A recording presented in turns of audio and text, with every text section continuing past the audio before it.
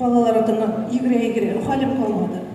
Biraz çeşme boyunda oturup yol edeyim hele. Bismillahirrahmanirrahim. Ay bu günler bigirek tüzüdeyken şu. 4.